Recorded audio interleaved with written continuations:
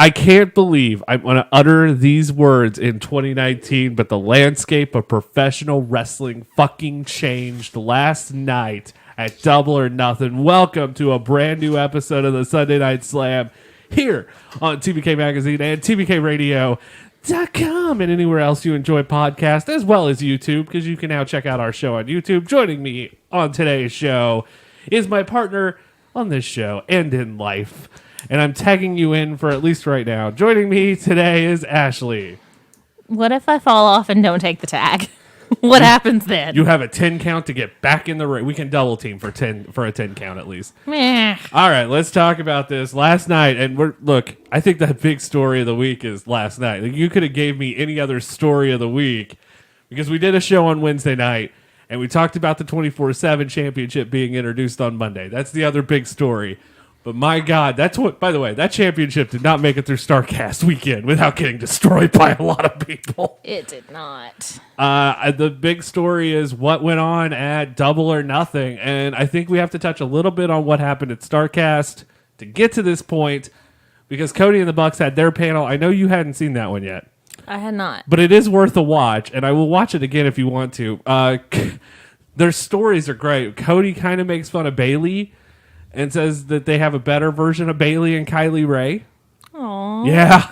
But I mean, they're not wrong. If you pitted Kylie Ray versus like old NXT Bayley, I'm 100% maybe not. I don't know if Bayley could go back to being Bayley. I'd be 100% fine with it, but it's not going to happen anytime soon. But I do enjoy Bayley. Bayley's one of my favorite wrestlers in WWE.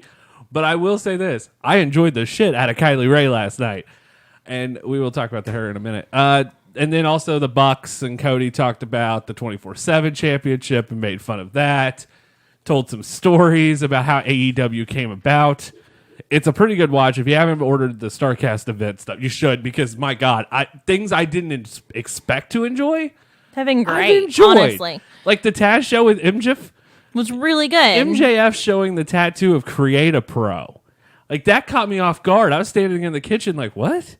So that was really cool. The Sting panel is amazing. That was great. The Nitro panel, where it's the guy who wrote the book and Eric Bischoff and like Mark Madden, Tony Schiavone, David Crockett, and Scott Hudson doing this tremendous panel over the history of Nitro. Like, I'm going to tell you, I know that if you've listened to this show, I was a tad bit bitter. My bitterness is faded. And I think part of it is just because, time heals all wounds. Time heals everything.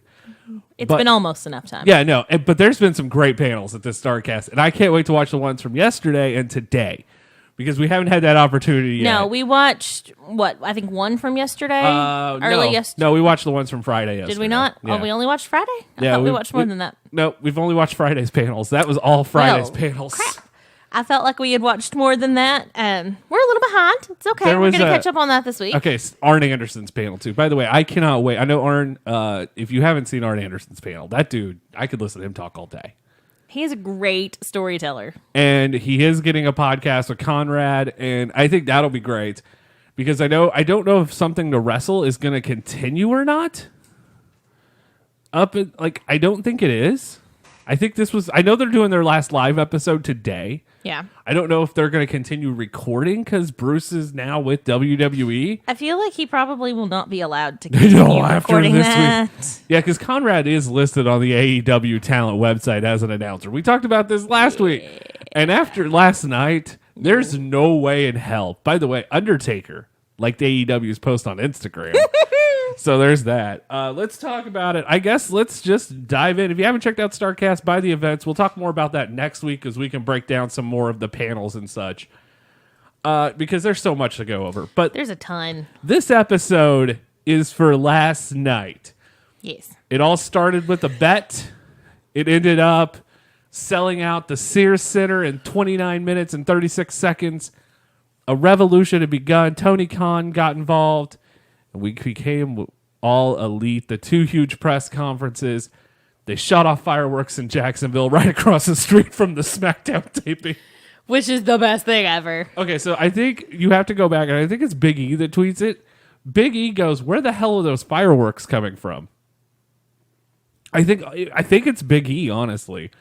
And then Probably. And then they announced that they're going to do May 25th at the MGM Grand Garden Arena, and the anticipation building. Dean Ambrose says he's leaving WWE. A lot of guys are asking for the release because of this new company. Sean Spears is gone, who was Ty Dillinger, which we know at the end of our last episode was in the Casino Battle Royale. A lot of things started aligning beautifully. And last night was the culmination of the last 4 months for a brand new company to launch.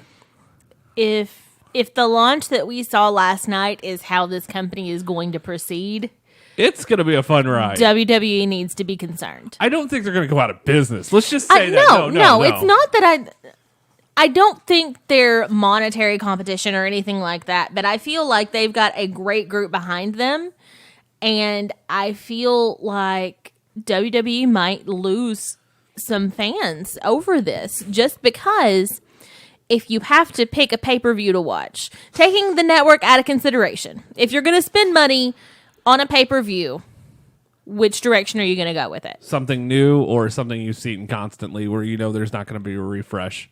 Yeah. I'm with you. And then even today, to let you know how big of an event this was, we went to go get me a new phone today. And one of the dudes behind the desk was like, "Did you watch last night?"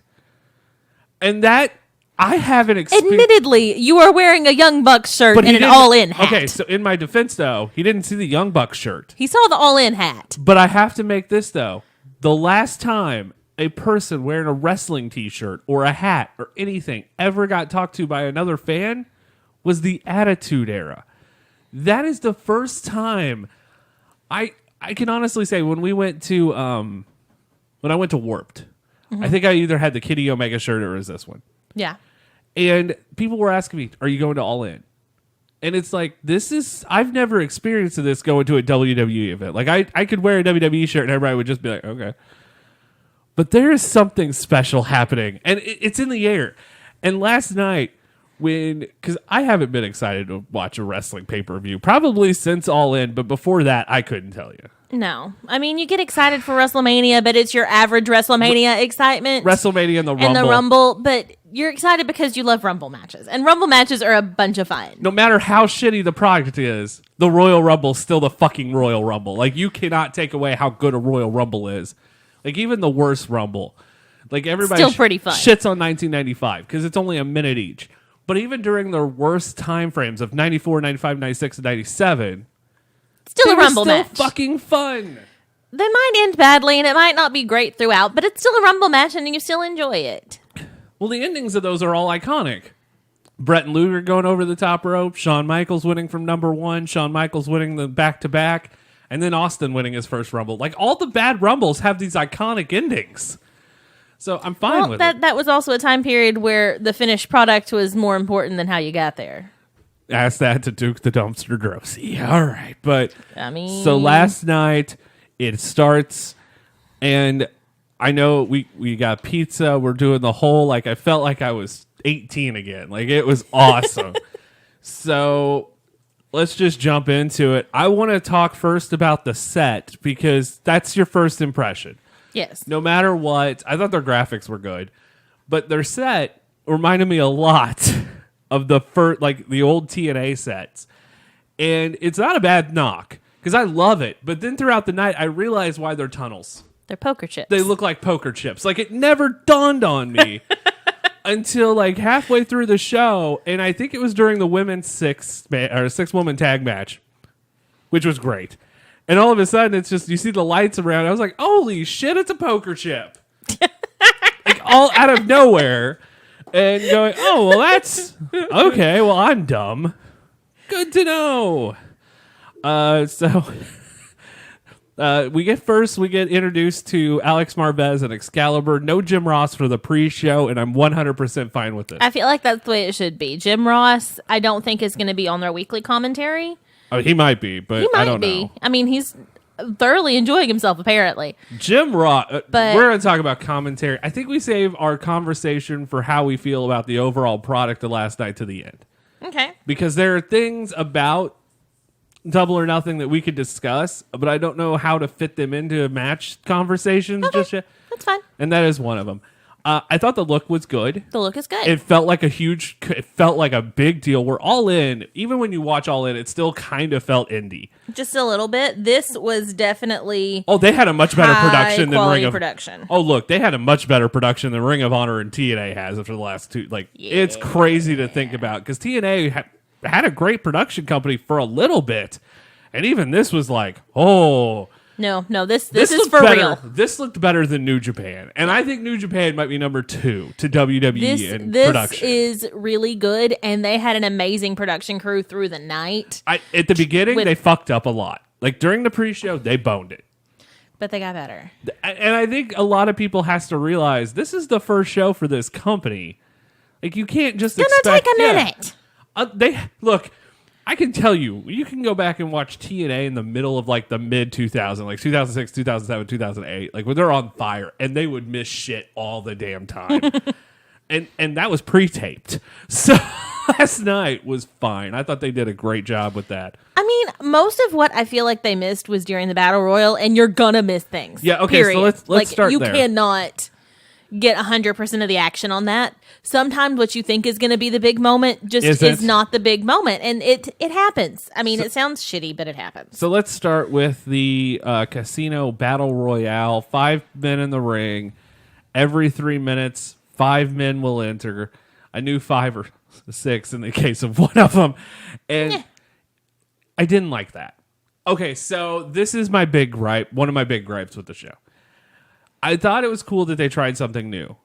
And you have to be different because battle royals are all to say like, we're going to. So this is a way to get guys to get their spots in within 3 minutes. I thought it was fine, but I also thought that bringing out guys 5 by 5 by 5 also may have killed the momentum of the match because I didn't like. It was cool to see guys come out. Mm-hmm. But they never got their own special entrance. It was just kind of like boom, boom, boom, boom, boom, and it kind of felt like a cluster on the entrances. Like the Battle Royal itself, I felt like it never really got going. As well as the one, like, and again, you have to, there's only one other Battle Royal you could compare it to for these guys, and that one was fucking the best Battle Royal, maybe in wrestling history, and that sucks. This isn't the worst Battle Royal by no means. It just was something different. I feel like it just was hurt because it was very awkwardly paced, bringing out groups of guys at a time. But not terribly. It just, all of a sudden, the ring got really full, and then it got really empty. Okay, so let's talk about the major stars from this fucker. MJF? Yeah. It was MJF's night. MJF came out looking like a major star. He did. Marco got a pretty huge pop. I was really excited about that. Let's say, who else? Dustin Thomas, the paraplegic who is fucking awesome, by the way. Kudos to that dude, because, my God. Yes. Like, you won a fan over last night, and I was sad to see you get eliminated, because part of me was like, I want you in the title match. Who else made a pretty big... Luchasaurus made a huge showing in that match. I knew nothing of Luchasaurus going into this. I still know nothing of Luchasaurus. I saw him in the BTE episode where he got his card, and that was literally it. And it's like, hey, you look fun. And then last night, he looked wonderful. And I'm hoping that he's going to stick around and be used well. I don't know where he fits in. I don't know if he'd ever be a main eventer, but he's a fun character, so... Kudos. It's a good character and a good performer, and it's not like an over-the-top, crazy, fun, like, I'm trying to be funny type character. He's just kind of naturally, it's a mass wrestling dinosaur. Marco, Jungle Boy, who is Luke Perry's son. Yeah. He got over last night. He made a huge splash. Especially with him coming out later. So the two, I think Tommy Dreamer got a super huge pop when he came out. Fucking Tommy Dreamer. And then Jimmy Havoc. I gotta tell you, Jimmy Havoc may have, like, I wish they would have, this is the moment that I wish they would have captured. Signed? Yeah, no, Jimmy Havoc's all elite. Jimmy Havoc is the one guy I wish they could have shown the moment where Jimmy Havoc staples the damn cigarette Joey Janela starts smoking to his head. I'm sure somebody somewhere caught that on video and we'll see that. And one of the other cameras might have caught it and they just haven't released. Because that was a Like, very cool moment. Someone has got it on camera somewhere, and they're gonna gif it. It's gonna happen. And then Jimmy Havoc stapled Tommy Dreamer and the Dingers, and that was great. The Battle Royal had good moments, but so maybe the steal of the show is Orange Cassidy. Yeah, I think that's my favorite. Dude just comes out and just like lightly kicks Tommy Dreamer, and the crowd's just running with it. But the nip up with his hands in the pocket, that's impressive. Yeah. He didn't really do anything other than that. You know he's got talent. He has to. Like, to be that and, like, to be the character he's playing, you have to have a ton of talent. Yeah. And I think I'm just going to say this. We're going to see a lot of these guys on the indies because that was the idea Cody and the Bucks want to do. They want to be able, like, if these guys want to go wrestle somewhere else still, they can. Yeah. Just not like WWE or something, but you're gonna still see MJF and AIW and places like that. But I'm gonna tell you now, GCW is probably the ECW to All Elite.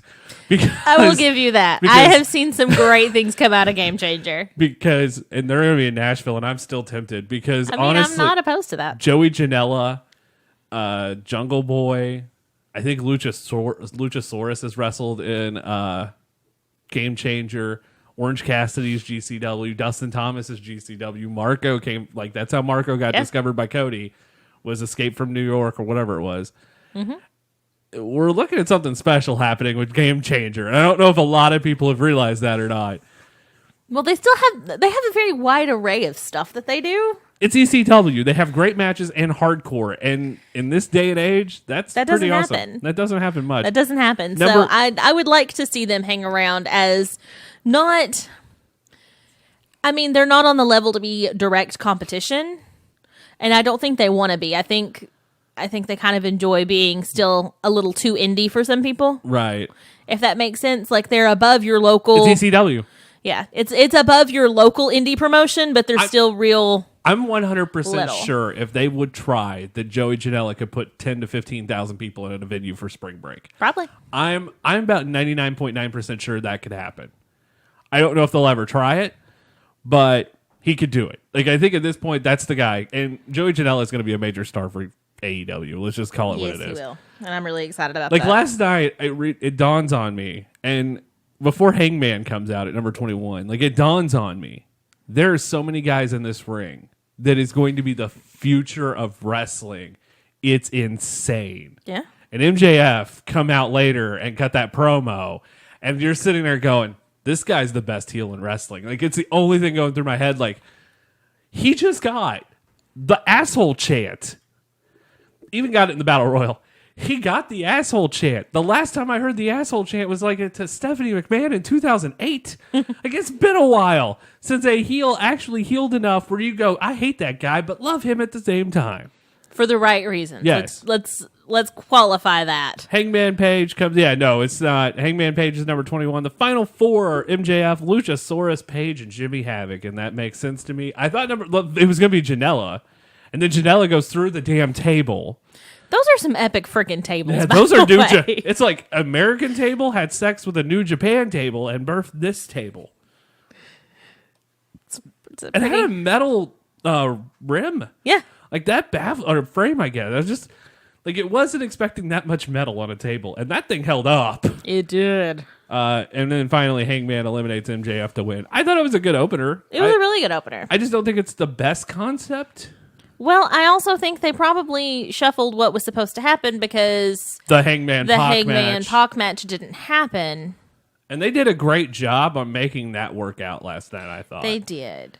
I was happy with it. It was will they try this style again? Maybe, but I think they'll tweak it. I think if they eventually they'll come into something that works for them. I think they could have done 3 at each time.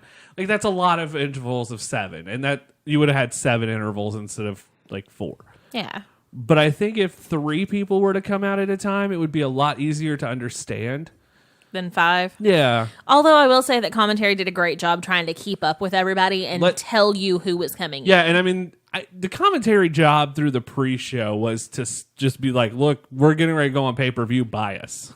Yeah. That was pretty much it. And no, that's not a knock on Marvez or Excalibur, but we will get to how important those two guys, or how important at least Excalibur is later. Yeah. Next up, Kip Sabian versus Sammy Guevara. They did this amazing moment during the weigh-ins where Guevara turns complete heel on Kip Sabian and kicks him right in the junk. And it transferred over to the crowd hating Sammy Guevara the next night, and all those people weren't at that weigh-in. That was great storytelling, and what a match! The first singles match of the company I thought was fun. It was good. It was a very quality match. It's this, for me, this was a perfect pre-show match. It wasn't, if it would have been on the main card, fine.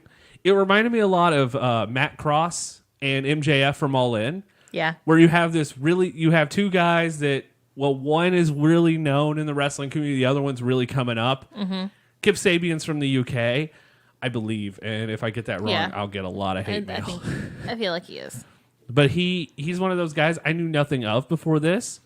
I now want to know all the Kip Sabian matches. I'm ready to see another match with Kip Sabian. I am super pumped for this guy. I don't know where he'll stand in the company. Him and Guevara had a damn good match. I did not expect Sabian to win.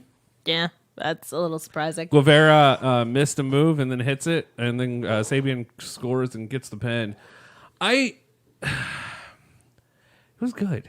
Guevara delivered the running shooting star press off the apron, which was to the railing, which was unfucking real. If this match was 2 minutes longer, it probably would have been one of the matches you could have talked about for the match of the night. This match actually needed more time, and I can't believe I'm saying that. But you had to do the moment with being the elite, which is fucking fantastic. It was. But Sabian Guevara, we talk about pre-shows, and I feel with WWE, you can always miss the pre-show and you're not missing a thing. No. I don't feel like with All In, you couldn't miss the pre-show because you got the SCU Briscoes match and then you got the over the budget battle royal. I feel last night you didn't need to miss the pre-show, which is weird to say. I love the idea of that. I think it speaks volumes for the company that they're giving you a pre-show that is must-watch television versus we're going to talk about how we feel about this match for the next 45 minutes and then on this one thing. And then give you a 10-minute match that's usually in WWE, the pre-show match might actually be the match of the night most times. And I mean, the matches are good and you should watch the matches on a WWE pay-per-view event. On the pre-shows, that's what I meant. No, I know what you mean. But there's so much extra just nonsense junk piled around it and the same video package 17 times that you don't want to sit through it because it's 2 extra hours of bull crap that you just don't need. So we get JR getting announced to the crowd and that place popped. They were so excited. And this is we're starting to see the precipice of Double or Nothing starting to come together at this moment. And the Elite does their video in the background with Matt Jackson meeting Michael Nakasawa, who I forgot was in the Battle Royal, but that dude covered himself with baby oil. For the love of God, make a Joey Ryan, Michael Nakasawa match happen in America. That's all I ask for in life now. I need that. I need the baby oil battle to happen. Oh, and we forgot the librarian sketch during the pre-show as well. And I thought, with Smiley Kylie. And that was funny. I know a lot of people didn't. I know a few people, it was torn. That was hilarious. But it was more hilarious to watch Kylie's reaction to the librarians than it was the actual librarians. It was. And I think this is setting up good for a librarians match. I'm telling you, Dewey Decibel Death Match coming soon to something. Probably Fighter Fest. Which I can't believe that. We'll talk about that later. Okay, so the show begins. We get the Being the Elite moment. They rile up the crowd. They're pumping up. Here comes the opener. Kudos to Bleacher Report Live. So, ordering a pay-per-view in a medium that I know nothing about. Yeah. Nothing. And I don't know. We've ordered on Fight, and the Fight streams seem to work decently well, but they come in pixelated a lot, especially with Ring of Honor, but that could just be Ring of Honor. Yeah. Bleacher Report looked like it was It looked great. It did. I was really impressed with that, and it went seamlessly from pre-show to actual show. It was great. There was one pop in the video, and even that was just seamless when it happened. And that could just be a streaming service doing a streaming service thing. So kudos to them. Also, kudos to them for not doing the quick zoom in, zoom out cuts that WWE does constantly. You know what I'm talking about. I know what you're talking about. So, like, every time a wrestler will throw a punch in WWE, there's like a quick zoom out and a quick camera shake. It's like being in an earthquake. It sucks. And then last night, it was pretty much 4 cameras. It was beautiful. It was beautiful. It was very well shot for the most part and very, very well produced. It was simplistic. That's the plus side. But it looked good. It did not look cheap, which is great. That is my biggest complaint with most indie things that we watch is that it looks crappy. Cheap. Yeah, no, it looks cheap. Like, I know that some promotions are never going to have the money to make things look amazingly well. No, but even if you don't have the money to make it look good, at least have good camera people that can actually shoot and not look like you're having a small seizure? Yeah, no. If you look like you're having a seizure or you're making a drink for James Bond, it's time to calm down. Yeah, maybe you should let somebody else hold the camera. Or find something to stabilize a fucking camera. Because I can't watch those. They make me sick. So for the first time, I think in years, the crowd got so loud the camera shook. That was fucking intense. First match on the main card. We get SCU versus Strong Hearts from Oriental Wrestling Entertainment. Shima, T-Hawk, and Lindemann. I gotta tell you, I'm just gonna say it now. This match was fucking awesome. It was. I know nothing of Shima, T-Hawk, and Lindemann. Nothing. But I did like the fact that they pointed out who was who. Yes, that was a big plus for me because generally we watch wrestling with people that I don't know, and it's like, I don't know who's who, but that one guy... New Japan does not do that at all. No, that one guy in the red, I really like him, but I don't know which one of these 7 people he actually is.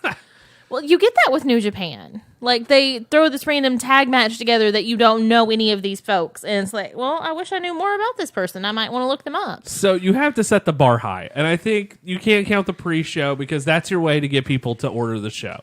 You can't count the pre-show. I thought Guevara and Sabian did a good job. But here's SCU, who Christopher Daniels is like a 30-year vet, 20 to 30-year veteran. Kazarian's 20 plus in the business. Scorpio Sky is going to be an AEW World Champion. I'll call it now. Yeah. Against Shima, who's a wrestling legend in Japan and China in that area, and T-Hawk and Lindemann. And Lindemann looks like he might be really young. Like, this was like one of his first 3 or 4 years in wrestling. And these 6 men tore down the fucking MGM Grand Garden Arena. No joke. I have never in my life seen a match that fast that for an opener in possibly forever. I mean, and it wasn't like, you know, in matches like this, someone's just going to get the upper hand and just continue to take it and just do it constantly. Yeah. But like the Oriental Wrestling Entertainment guys, Strong Hearts got this amazing like move set, like got move after move in, and they just kept going. The flying between all 6 men. This match, I didn't take notes, which I probably should have, but for the first time ever, I was just invested in a pay-per-view. It was great. It was too hard to look at anything else to worry about trying to keep notes. Scorpio Sky flying over the top to the floor and doing the flip and just landing on his feet like he's an angel. Like, I don't know how else to explain it. It is ridiculously impressive. It was fast. It was unreal. Daniels, Kazarian picks up, I believe, T-Hawk in a tombstone. Christopher Daniels goes up, does the BME, which does not stand for best moonsault ever on this night. It's best Meltzer ever, which cracks me up. And then he hits it, and SCU gets the win. And I thought it was a perfect win, but it also showed Strong Hearts. And my God, I want to see more Oriental Wrestling Entertainment guys in the company. Either group could have won at the end of that, and it would have been fine, and it would not have hurt the other at all. Like, I know that wins and losses count here, and that is wonderful. but not for win and loss record, but just for like image and how you're perceived. It does not make you look any weaker to lose in a match like that. If you're going to do wins and loss records, and I don't know how they're going to do it yet. I don't know if they're going to set up like an actual like ranking system or what. I would love to see them do kind of what a Chikara does. Where you have to win win 3 so many matches to get in a row, and then yeah. you get a point. You get to challenge for the world championship. Like, I think that would be great. But just something unique would be nice to set them apart. SCU tears it up, and then By the way, yes, El Lindemann yes, is 24 years old. my God, Has been wrestling for about 5 years. yeah. No, I mean you could tell he was the youngest one in the match. Like you could just tell, and it was tremendous. Next up, the first women's match in AEW history. We get Smiley Kylie Ray to come out first. The crowd goes nuts for her. But my personal favorite moment of the night at this point happens during Kylie Ray's entrance, and that's when she gets pyro. And she's trying to keep her composure together, and she loses it. Like, you can honestly see the elation in Kylie Ray's face, who I'm gonna have to go out of my way and watch some of her other matches. Like, if anybody has any, please send them to me, because I've been so impressed with her all weekend long. By the way, I just want to make out the point too that I am still the holder of the fanny pack. Thank you to Chris Jericho, but we'll talk about that later. Yeah, well. I don't know how long the matches went. I don't have that notification of. I've got it if you want. How long did the SEU? 13:40. That's perfect time, right? Like, that's a great opening time frame match. It is. So, next up, we got Smiley Kylie Ray comes out, does this tremendous entrance, and all weekend long, she might be the star. I don't know. I know you didn't see the presser or the weigh in and all that, but she helped with a marriage proposal. Oh. And it was fantastic. So, Smiley Kylie Ray all weekend long. Nyla Rose comes out next. She has a great entrance. Like, it goes from this happy-go-lucky entrance of Smiley Kylie to Nyla Rose, I'm going to kill you entrance. Yes, that was the best.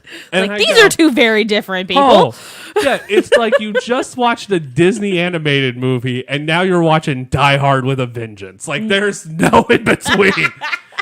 Like, I don't know what the hell happened, but all right, let's run with it. Nyla Rose. I greatly enjoy both of these people. It's fine. Yeah. Then Dr. Britt Baker, DMD, which they did call her DDS during the open, during the pre-show, and someone ridiculed him. I can guarantee that because I commented on that. Because Excalibur, when he when Britt starts coming out, he's like Britt Baker DMD, and he made sure he emphasized the DMD. But her intro video where it says the doctor is in, all right, The doctor will see you now. Yeah, like that is perfect, absolutely perfect. So all three women are in the ring. We think we're getting ready for a match, and all of a sudden, now comes the chief brandy officer, Brandy Rhodes, and in wrestling gear, and everyone thinks that she is getting ready to insert herself into the match. You know what this reminded me of? Do you remember the Fatal 4-Way ladder match at WrestleMania?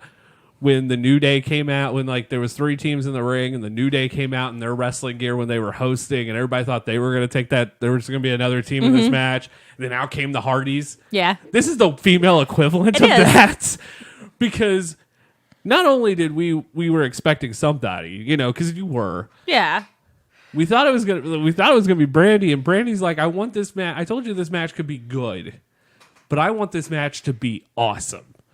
And then out came Awesome fucking Kong.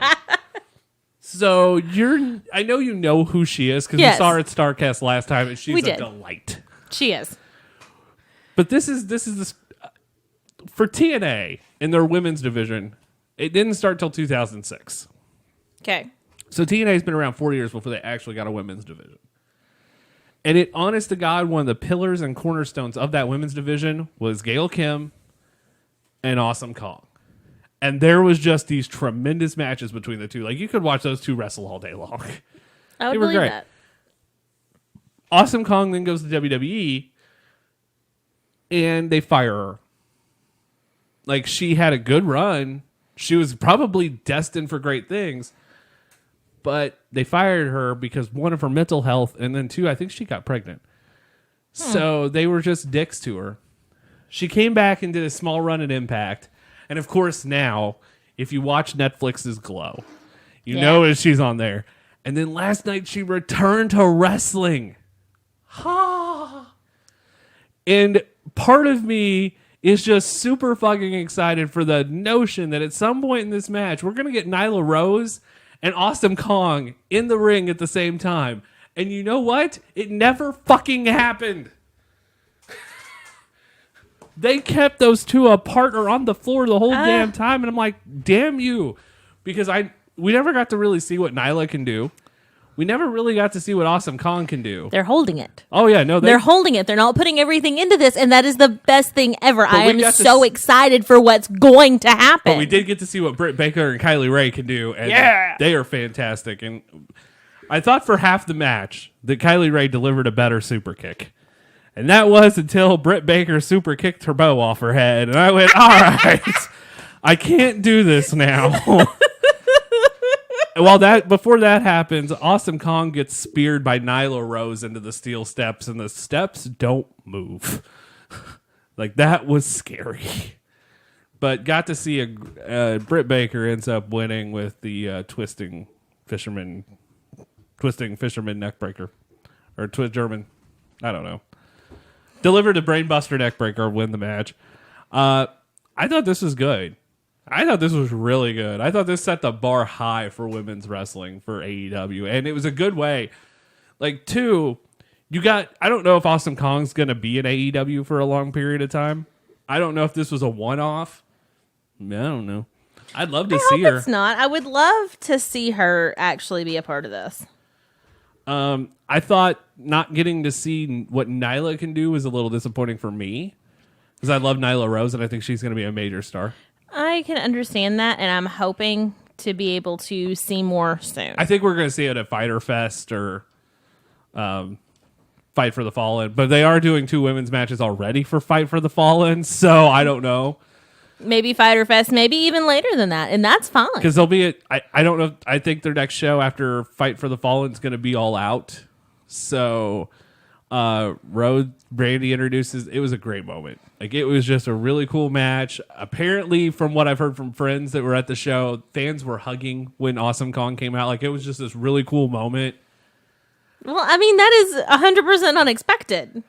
In this day and age, to keep something a secret is the coolest thing ever. It is. And a lot of secrets were kept. People are actively trying to find out everything they can find out before this happens. So to still be surprised, I mean, you can't put a price on that. Next up. By the way, 11 minutes, 10 seconds. Good time. Like, right now, every match is getting good, solid time. Next up, if it wasn't, what? I just saw the time. Sorry, this is backtracking. The times on the pre-show? Yeah. The Battle Royals are probably like 25 minutes. 16. Oh, how much was Flat. Oh. Sabian and Guevara? 10. Flat. That's kind of impressive, actually. I don't know how you do that. Next match. So you want to know those matches that completely surprise the shit out of you? And you're like, oh, this is probably the bathroom break match. Because in my head, this is what I deem to be the bathroom break match. Nope. Not that I don't like the Best Friends. I love the Best Friends. I love Trent and Chucky T. Find them great. Not the biggest Jack Evans fan. I told you that when we were watching. I like Jack Evans, and it's great to see him on a big platform, but never been a huge fan of him. But Angelico and Jack Evans together, holy crap. Like, oh my God. I expected this to be a good tag match. I didn't expect it to be a great tag match. Like, just move after move, it just seemed like it was always, there was no rest holds. No, and I love that. So my 2 favorite things was one, I've got a few favorite moments in this match. The sliced bread number 2 on the floor. Oof. When Chuck Taylor delivers it to Angelico was great. The Jack Evans moonsault off the bodies thing to the floor was great. That made me yell, holy shit. Like, sitting there watching that, just going, holy shit. I mean, a couple of times you popped out of your chair. Yeah. You got excited and you I yelled. got excited for a moment in this match that doesn't make sense to anybody unless you watch New Japan. And that's when they hugged. They did the Okada zoom out. They did. That was the greatest. And Trent tweeted later that it was just like, I had to do a dedication to my buddy and Kazu, and he tweeted at him saying, I was watching and I loved every second of that. Aww. And I'm not going to lie to you. Kazuchika Okada's going to end up in AEW. He is. I will call that now. I expect a number of top guys from New Japan. Top guy. Did you say top guys? Do you mean a certain revival happening? Top guys? No. But they are going to come. Continue on. You stopped me before I had my to. sentence was over. You said top guys, and my mind just went straight to the revival. Some of the top guys in New Japan Oh, I agree. are going to make the jump because it keeps getting said how unhappy they are with how things are running. Or New Japan works that deal out and makes AEW their American partner. I don't know if they'll do it fast enough. Yeah, because Ring of Honor. I don't know if right now. AEW wants to now. I don't think AEW needs to. now. I don't think they need to, and I feel like if they were snubbed before, well, I don't need you, so... Yeah, after last week, learning how butthurt everyone was about them starting their own promotion just baffles my fucking mind. So I'm thinking that a lot of these people that they asked to work with originally that turned them down, they are going to come back wanting to work with them now, and I don't know if AEW is going to want to anymore. The best friends get the win, and then the lights go out. And then two guys showed up in the ring. And I know that there was the chance of, who are you? There were many of those. But one of Matt and Nick Jackson's best opponents is this tag team. And they've wrestled, I do believe, in Smash Wrestling and I think PWG. They are called the Super Smash Bros. It is Player Uno and Johnny Yuma, I believe. Don't hold me to that. I'm probably wrong. But you can watch the Smash Bros. Versus the Young Bucks on YouTube right now. Really? From Smash Wrestling, yeah. Here we go. Super Smash Evil Uno and Stu Grayson. There we go. That's who. Stupefied. Yep. They were demanded to come back to Ring of Honor. They were part of the War of the Worlds tour last year, and had made a great showing. Matt and Nick say they are one of those teams that should be looked at as one of the best tag teams in the world, and they're not. They're a Canadian tag team, and now they're part of All Elite. That moment, though, when all the henchmen came in the ring and they're beating down the best friends and they're beating down Angelico and Jack Evans, and I'm like, this is fucking awesome. This is great. What a way to make a damn debut. And they do a human throne. It's like, this is... I'm sold on you. 100%. You got me. You have sold me on you, sirs. I cannot wait to see you in a match. So, because I've never seen them wrestle. I know the matches are out there with the Bucks, but I've never got to see them in a match, and now I'm going to go out of my way. I'm excited about it. Yeah, I'm going to go out of my way to find it. I think that a lot of the next match actually was hurt because of the ending of this match, because the crowd was so into this match that the 6-woman tag... So, before we move on, yeah. I do want to correct you on something. We have seen a couple of matches of theirs in Chikara. Yeah. As Player Uno and Player Dos. Oh, that's them? That's them. There's a video of that on the website. Yes, that is them. Because I showed you, that was my first wrestling video I ever showed you. That is them. Back when they were, really little in 2007 to 2010 is when they were in Chikara. So there's a great video out there of, I think it's Player Uno. And, he's got the mask. Is it one of the ice creams that he... No. It's, he's got the mask. He talks really weird. And he was at Cape last year. He's the booker for Ring of Honor. Delirious. Delirious. Hallowicked. No, it's Delirious. Yeah. So there's this moment where Delirious could pause Player Uno, and he hits they had the old school Nintendo controllers, and he would hit pause on the pants, and it would freeze him. Chikara is wonderful. I love Chikara. I think it's always going to be my favorite. And the ice creams are evil now, by the way. They're evil ice creams. I don't want evil ice creams. They're evil ice creams. Does that mean they're going to have more sprinkles matches, though? Probably. So, side note, one more thing, because I've gotten off on a tangent of these guys and I really enjoy them. Yeah. They're billed from either the Mushroom Kingdom fantastic. Or occasionally stupefied / player dose / zombified / whatever he's going by at this time. Yeah. Is sometimes billed as being from the Marvel Universe. Okay, so I'm going to call it now. They probably won't be called Super Smash Bros. They're probably going to be called SSP. It looks like a lot of their stuff is just, they're referred to as Super Smash as well. They could do that. Like, I know there's going to be a copyright issue there. Because this is a bigger Cody got thing. the rights to Battle Bowl. Oh, shit.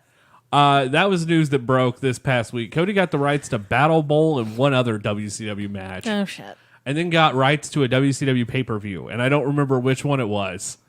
But they also turned him down on a couple of others. So Aww.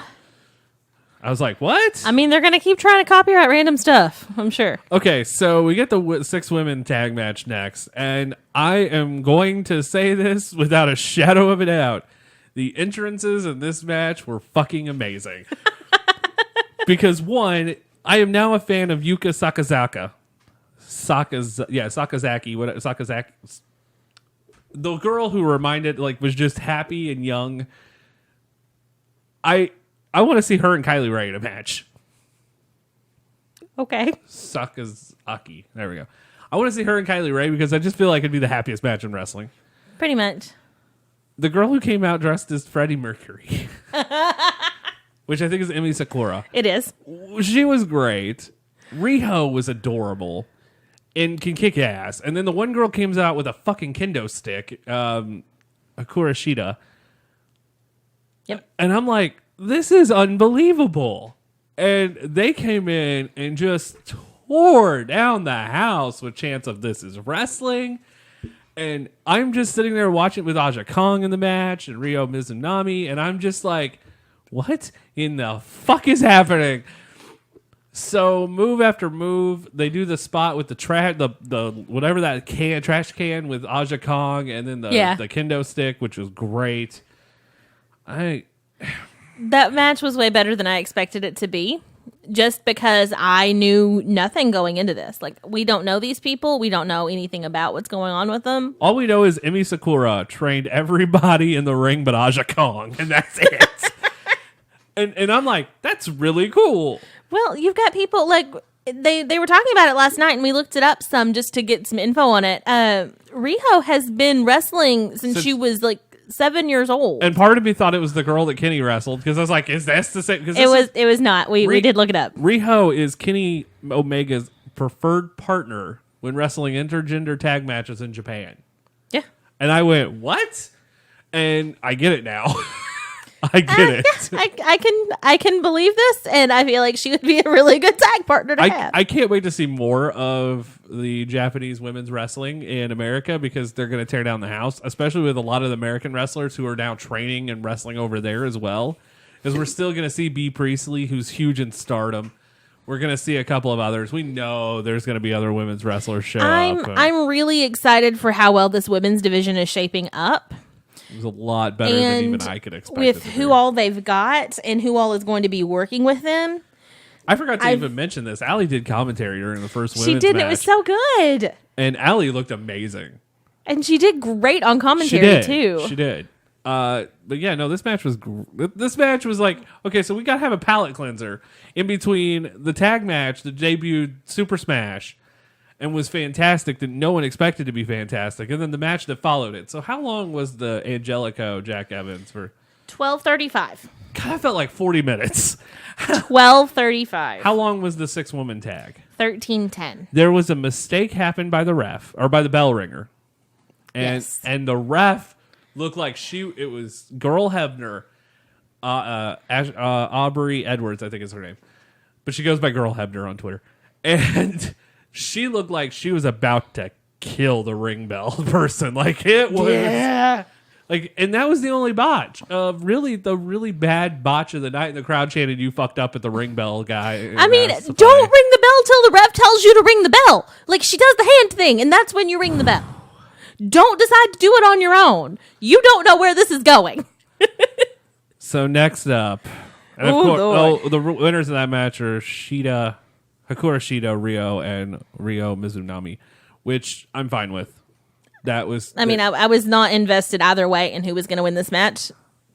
I did pick right because I was like, Aja Kong's the only one known. And I'm like, she's going to lose. That was all I could think of. Because, like, you want to get the other wrestlers who no one knows to win. Like, that's kind of what you want. But the person who took the pin, by the way, the woman who trained him. So there you go. I thought that was pretty poetic. It was. Next up, and maybe the match that I told you I was looking forward to the most. And that is Cody Dustin. And Ooh. Holy shit.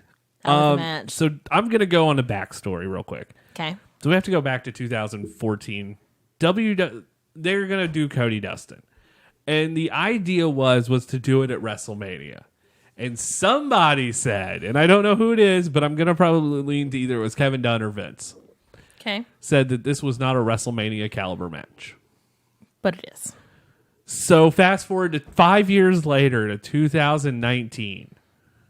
We're sitting here at Dustin at 50. Cody's in his mid-30s. I think Cody's 33. 33. There is what is that, 17-year difference in age? There is almost a 20-year age difference between Cody and Dustin. I, in my right mind, thought, okay, this match will be fine. This match will be okay. It's not going to be the greatest match in the world. It's not going to set the world on fire, but it is going to be a match. Yeah.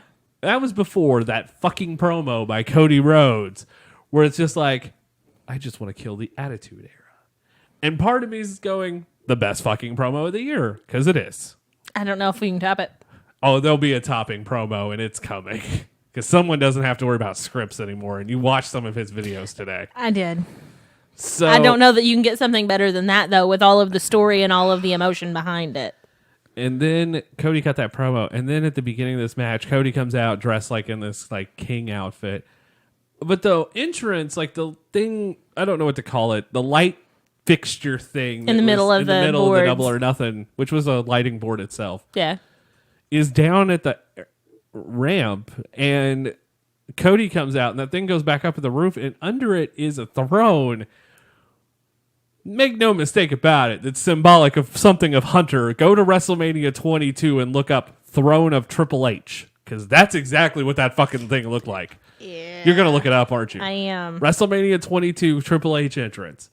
You'll see it. It might be the same fucking throne. I could, honest to God, think it could be the same fucking throne. You said 22? I think it's 20. Yeah, it's 22. I really want to get this opinion on this because that's exactly what it is. It is that throne. Oh, Lord. Yeah. Now you see it, right? You see it, right? It's not the same throne, but it's pretty damn close. So close, though. So you know what Cody is symbolizing by that throne. I thought they were going to do a Game of Thrones reference for a minute. Like, I thought, oh, this is where this is going. So Cody's music plays. He comes to the ring. This throne's standing behind him. Cody and Brandy are looking at it like, why is that here? Brandy gets under the ring and hands Cody a sledgehammer. Holy shit. In case you didn't get the reference before. First, yeah. Cody takes the sledgehammer. And the crowd's been very vocal all night at this point, yes? Yes. The crowd has popped. The crowd has been wonderful. But at this point, the crowd is the loudest it's been. Yep. This, to me, might be the second biggest ovation of the night for something. Cody hits the chair with the sledgehammer, and there's a pyro explosion. But that's a shot fired, right? It is. It's not the first and shot. I appreciate it. It wasn't the first shot fired because that first shot came from WWE. But there's a shot fired now. There for sure is, and I am loving it. I'm not going to lie to you. There is part of me that is excited to watch, that might want to watch Raw on Monday. You want to know why? You think they're going to try to take a swing? I don't know. They're going to their show might be really good on Monday because of this. We don't know. I mean, I've kind of expected it to get better, with all of the announcements. That hadn't fucking happened. Well, so, and then out comes Dustin, and we get the match. Who just looks sad, by the way. Through that entrance, he just looked sad. You kept saying you thought it was Dustin's last match and that this was probably it for him. And It really looked like it, though. Cody, And I think a lot of people thought that, too. Cody mocks the Stardust gimmick and does the thing to Dustin and back and forth. Fucking Dustin doing the senton to the floor. Holy crap, the things that he 50-year-old did. man should not be doing the thing. He did a code red later on in the match. 50-year-old men should not be doing this. Like, I don't get how you're rocking this match is the way you are. You said with his first promo with Dustin on the farm that he looks like he's in the best shape of his life, and you're correct. No, he is. He does. He also looks happy. Like, this is the first... I want to tell you, I know we're going to talk about commentary later, but everyone also looked happy to be there, and that's something I haven't seen from just watching wrestling in a while. That's because the only wrestling you really have is WWE. And some independents, but even that's not the same. WWE is so overproduced, they're not allowed to do things anymore. Oh, yeah, if you watch the JR... It is Vince, period. It is Vince. That is it. Was it JR and the Kings? Yeah, it was JR Yes, and the it was Kings. JR and the King panel. Where JR talks about getting Vince yelling into his ear. All the time. And he goes, you kind of have to get used to it. But yeah, and then Dustin, they do this face first to the exposed turnbuckle. I don't know if the fan got to keep that turnbuckle or not. I still want to know. I hope he did. Because if they have a backup turnbuckle pad, they brought it out. That fan got that AEW turnbuckle pad. That's going to be the most expensive thing in the part of the show. That or that Super Cracker Barrel. Like, there is that. You know that's in Matt Jackson's house, right? Like, Matt Jackson kept that damn Cracker Barrel, and they brought that to either that's the same one or Cracker Barrel gave them a new one. I would believe that Cracker Barrel gave them a new one so now that Nick Nick Jackson also has a Cracker Barrel. And another one will be at All Out so that Cody will then have a Cracker Barrel. No, there has to be one at Fyter Fest, so then they all have one eventually, and even Marty gets one when he comes in, because, look, Marty's not going to WWE. I'm just going to call it. And eventually they're just going to have the entire outside of the ring filled with Cracker Barrels. It's a Cracker Barrel 49er match. You have to open up the Cracker Barrel, and there's a weapon inside. Oh, if Vince Russo was booking AEW, that would totally fucking happen. So Dustin Blades, and my God, and I mean they do it with Brandy distracting, so you don't see it, and that was great because it's like and then now came DDP, and then the first thing that goes through my head, well, you now know when there's going to be blood in a match when DDP shows up. Did it with Cody, did it with Dustin. This is now a thing. If DDP walks out, somebody's bleeding. Did it all in. That's when the Diamond Cutter was delivered to Daivari, and then did it here, and I'm like, all right. Which may lead to Cody versus Diamond Dallas Page in the future. Which would be amazing. Because DDP is 61 years old and looks like he's in the best shape of his life. Well, he might be. I mean, if Lawler can still wrestle in his mid-60s and no one really cares, all right. I mean, as long as it's not getting to the point that it's, dangerous for them. Dustin Cody told this story. It told the best story. This was the best. And JR was on his fucking A game. And they kept going back and forth, back and forth. Dustin's just oozed a pool of blood at this point. There is a shot that I don't think I will ever get out of my head when Dustin's trying to get back up and the blood is just pouring as if it was a faucet. Mm-hmm. And even the dude at AT&T today was like, it was nice to see blood in wrestling again. And I know this is not something you enjoy, but for last night's match, I was okay with it last night. Until you saw the river faucet open up, you were like, "This is fantastic." And then you're like, "This might be too much." like not in a I'm upset about this, as in a you might need to get looked at. I think you need stitches. Like Dustin bladed the medical person in me kind of came out. Dustin Rhodes bladed the same way Eddie Guerrero bladed at Judgment Day when he was against JBL, and he just gashed himself open. And it was just pouring out of Eddie's face. It was the same style last night with Dustin. And when you wrestler does that, I always cringe a little bit, but it works so well for this match. And even after the match, like after Cody hit the final crossroads to get the win, you're just sitting there like, holy crap, what just happened? And then you see Cody motion for the mic, but I think the blood just added to it. It did. It was good here. I'm pretty against a lot of the blood that you see in old school wrestling, but that's because I've seen a lot of those old like Flair matches where Flair's blood. 40 seconds even into War it, Games. he's bleeding. Okay, so even War Games, where when Arn was telling that story of always starting like most War Games, because he did, and Arn would be one of the first guys to be gashed open, and in that type of match, if you're gashed open within 3 minutes, fuck, it makes sense. I mean, you've probably been thrown into the cage 7 times by now, so... I want to just, like, when Cody and Dust, like, I don't know how to put this, just seeing the blood again and seeing the story they're telling, this, honest to God, will probably go down. And it probably shouldn't be, because match quality-wise, it's not, like, the greatest match ever. Cause it was really good, It's though. good, but I'm saying match quality. It's not Omega Okada. But for a story aspect of it, Jesus fucking Christ, this is right up there with some of the best stories in wrestling history. It is. And I mean, match quality, though, is above average. It was great, and there were great spots in this match. Okay, no, I'm not saying... here's the thing. I'm not taking that away from it, but you have to know the story makes this match greatly better than it was. And it's just like... I looked at you and went, this shouldn't be this great.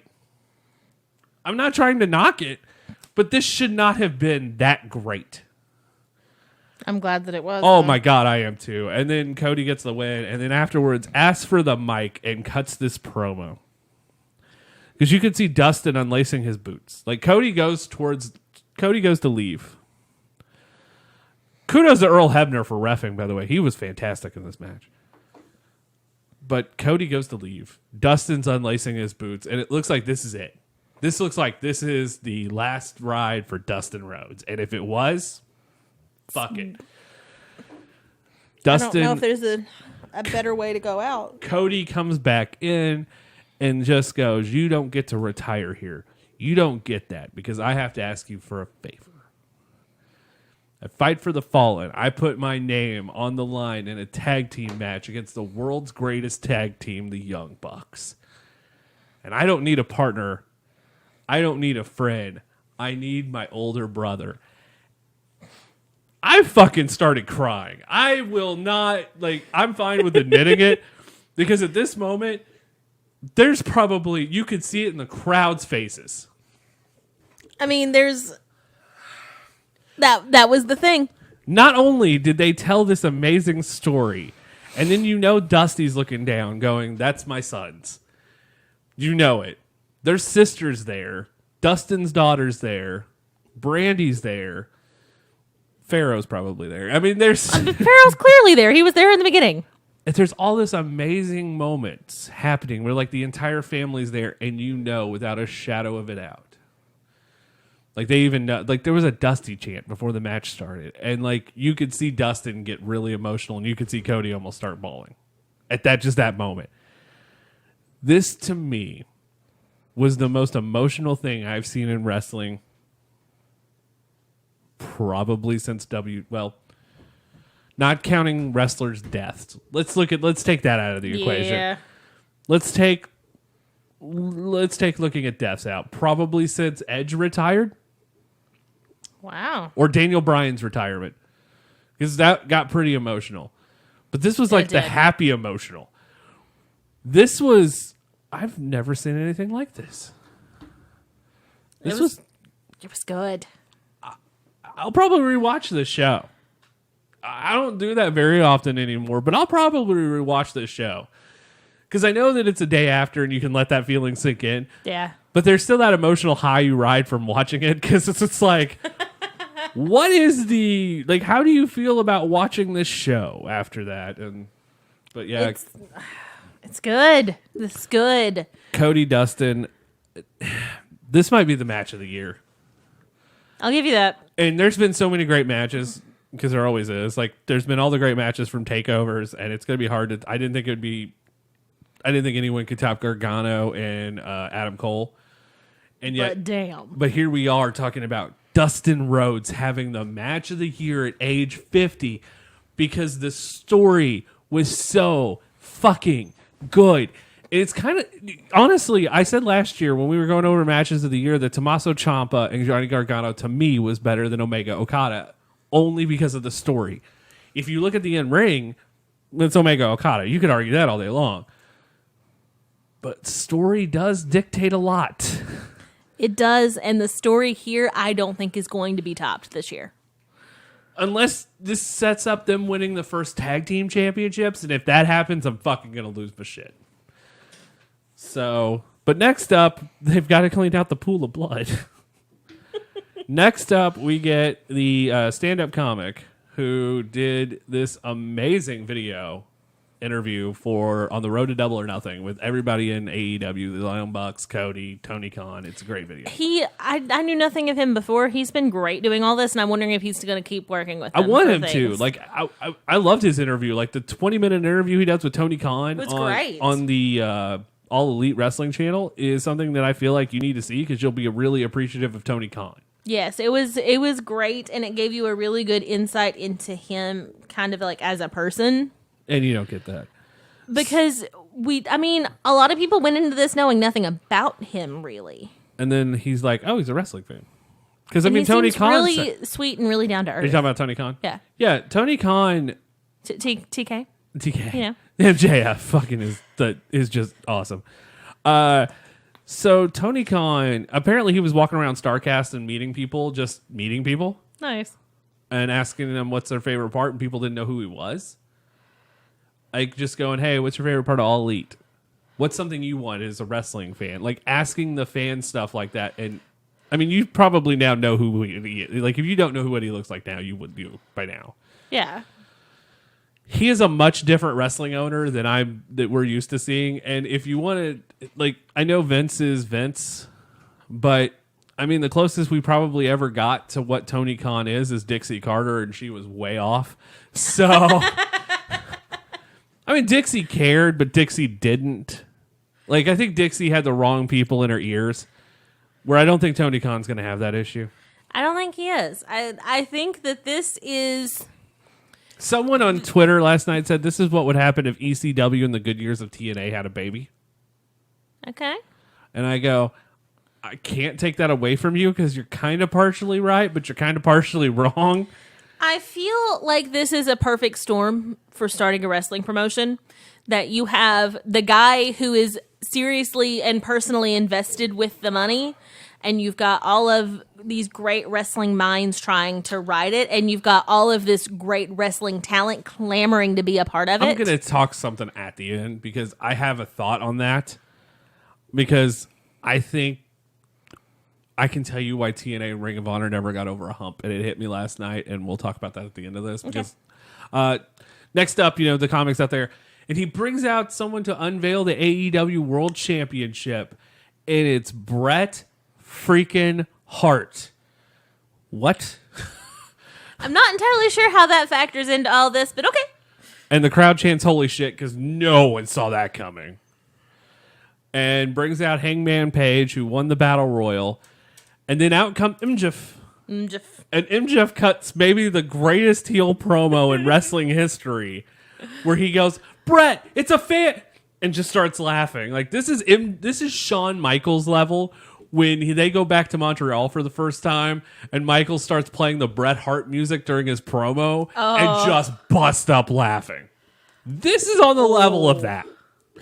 Because, he called the Hangman Page a horse, and what happens when a horse has a bum leg? You blow its fucking brains out, and then calls him Seabiscuit. I hope the horse theme continues. You're a fucking horse, Hangman. And then out come Jungle Boy. Like, of all people. Which I think they're setting up Jungle Boy MJF. And then... Which I'm not opposed to. No, I want to see Jungle Boy in a one-on-one. And then Jimmy Havoc, which...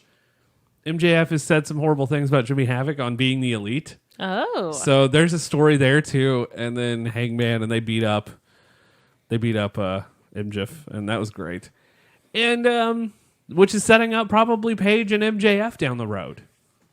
Which would be amazing. And then let's talk about that championship. Okay. So one, this is where the production kind of dropped the ball a little bit. Bret pulls the belt out of the bag and they didn't get it. And I'm like, okay. Because Bret's turned to the entranceway and not towards the hard cam where he should have been. So I don't know if that's on Bret or the production crew. I feel like maybe he pulled it out at the inappropriate time. kind. I think it might have been A and B. It was A and B. I feel like that's not exactly how that whole thing was supposed to go down, but it's fine, and it's fine. It's fine. It's not a big deal. It's fine. Everything's fine.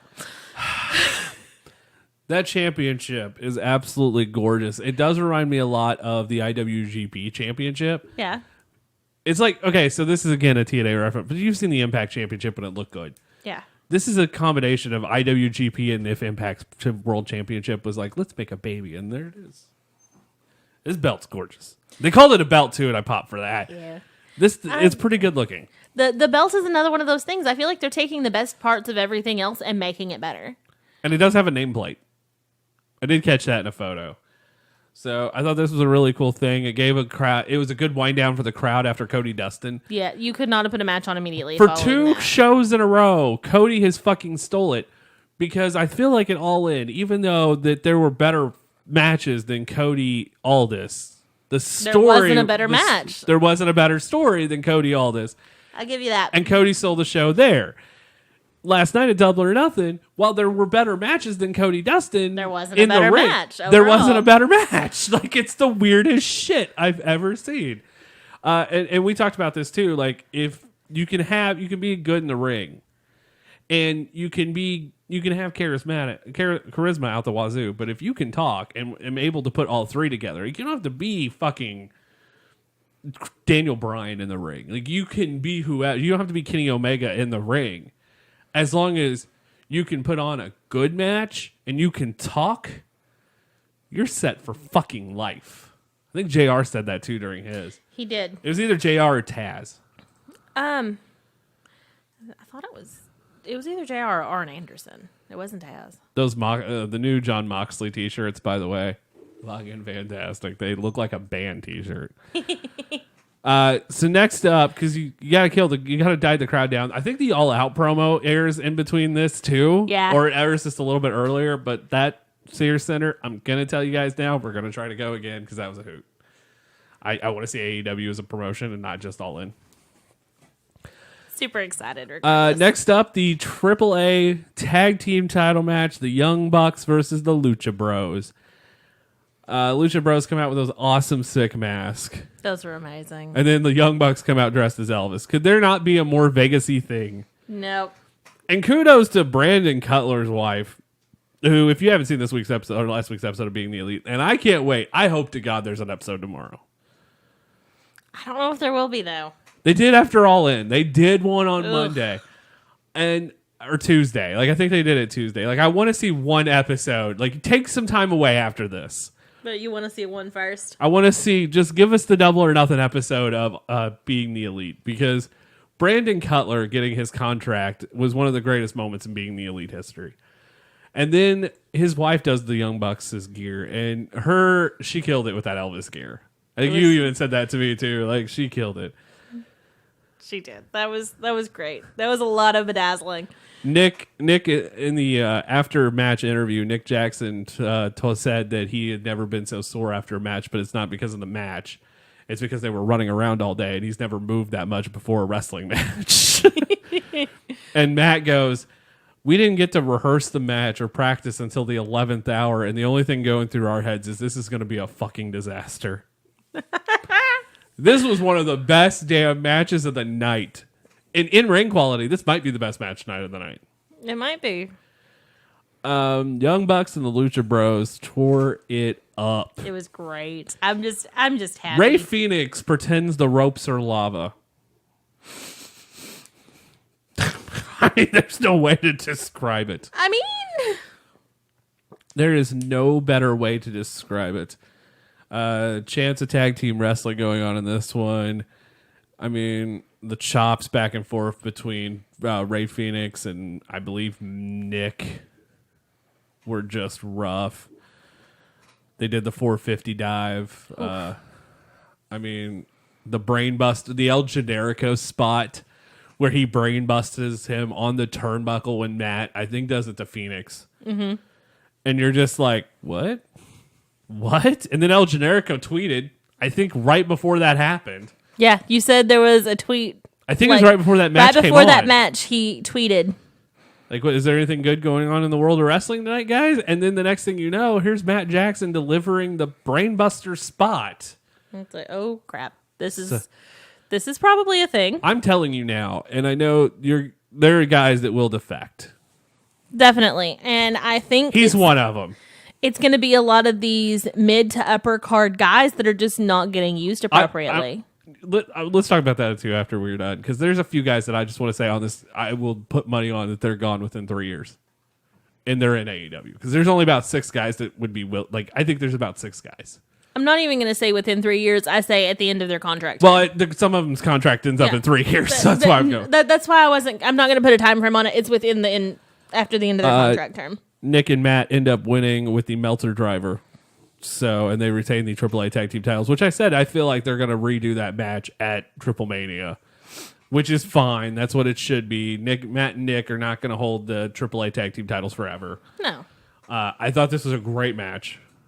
I thought this was...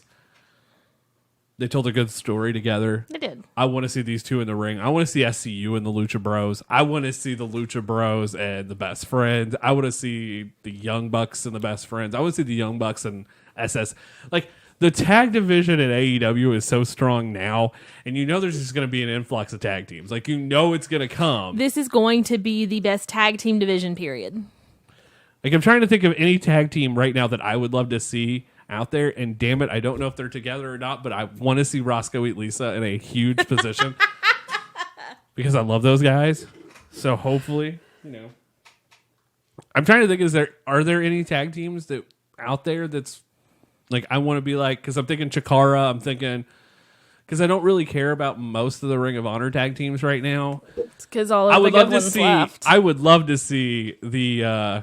I'd love to see the Girl as a Destiny in AEW at some point, because even if it's just Tama Tonga would be a world champion in AEW. They would use him right. They would use him correctly, and nobody else would. I want to see that. I just want to see that. Okay, so next up we get the main event. It is It is Alpha Omega 2, Jericho, Kenny Omega. I don't think it was as good as their Japan match, because I think Kenny breaking his nose in the first 4 minutes hurt. But it was a really good match. Like it told a good story, and we know that we knew going into this this is a trilogy. Like, you can't just make this a 2-match for Kenny out the gate. Like, Jericho Kenny has to be a trilogy. As all the best things are. Yeah, especially in wrestling. To me, this feud's starting to remind me of Kurt Angle Samoa Joe's feud from TNA. Like, I feel like they're gonna do like an hour-long Iron Man match, like at their next one. Like, that's the match we're gonna do. Or 2 out of 3 falls. There's gonna be a stip on their next match. There has to be. I don't feel like that's a problem though. No, I thought this match was fine. Jericho gets in some good offense. Your computer came on and just scared you. That was great. It did. It's not supposed to be on. Jericho and Kenny exchange the table. That table. Whew. We forgot that table was there, and Kenny takes that shot into that table, and that thing broke beautifully. It did. But, I mean, he does the dive, the Terminator dive, outside the ring, onto Jericho, onto the table, which Jericho's arm ends up under the table. I was concerned that he had hurt himself at that point. Yeah. The way that he looked and the way that he was moving and the way that landed, it's like, oh, did this actually hurt him? Like, in a bad way? And then I don't think it did, but out of nowhere, like, Jericho has the Lion Tamer on, Kenny hits a V trigger. He goes for the One Ring Angel. All of a sudden, Jericho hits the Judas effect, which is this back elbow, which they sold in a promo that it's like one of the most deadly moves in martial arts. And I don't know if it's true or not. I don't really know much about martial arts. But it looked good. Jericho hit it, and Kenny just fell. Like, it was great. It was the sell. It was everything. I was like, oh, this is really good. But remember, this is Kenny's first match in, 6 months? Yeah. Jericho is getting ready to wrestle for the IWGP Championship. This is not a knock on Jericho, and this is not a knock on them, but I think they know in their heads, like, they couldn't have Jericho lose this and then him go be viable in Japan. Yeah. And they're really respectful of Okada, because I know how much the Young Bucks love Kazuchika Okada, because Okada is the reason the Young Bucks left TNA and went to Japan. So there's that special bond there. So it's even like, if Japan doesn't respect them, they respect Japan. Yeah. Which says a lot about Well, I think Japan Japan character. respects them. I just don't think the guy in charge of New Japan respects them. Well, that's what I meant Yeah. overall. Like, I know that the athletes do feel differently than the company. And this is not saying anything about Gato, who is in charge of the booking, because I don't think this has anything to do with him. It's the company. It's up. It's the company who's in charge, yeah. Yeah, it's the top of the totem pole. So Jericho wins, grabs the microphone, starts cutting this promo, how AEW wasn't meant for built for the fans, it was built for me. And I was like, that's great. And then demands a thank you from Kenny Omega. And Kenny's trying to pull himself up, and all of a sudden, everybody in the crowd just goes nuts. And we're thinking, something's happening. Like, at this point, something's happening. Yeah. And I thought before this moment happened, I was like, well, maybe Hangman will come out now. We'll have that world title match now. Like, there was part of me that's like, they're going to crown their champion tonight. Yeah. That went through my head. Few things went through my head.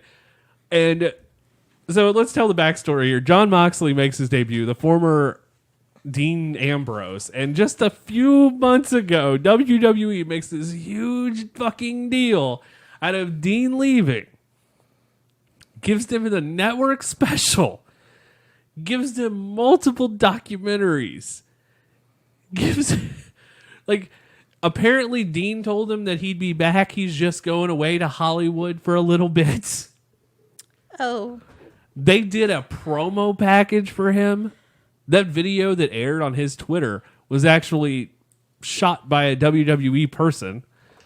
Oh. Yeah. And then all of a sudden, here's Jon Moxley in fucking All Elite. Oh. And that crowd went fucking nuts. And Moxley plants Jericho, plants the referee, and gets into a brawl with Kenny Omega. And Jim Ross is having the time of his life at this moment.